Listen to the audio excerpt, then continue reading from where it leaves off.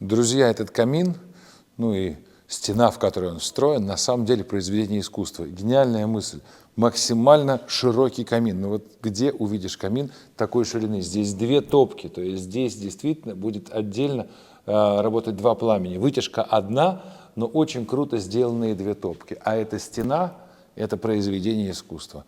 Мне кажется, что просто вырезали огромнейший кусок горы и перевезли его за пару тысяч километров в Подмосковье.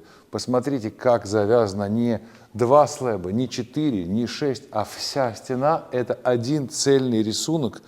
Ну, мне кажется, что этой стене вместе с этим камином место в каком-то музее.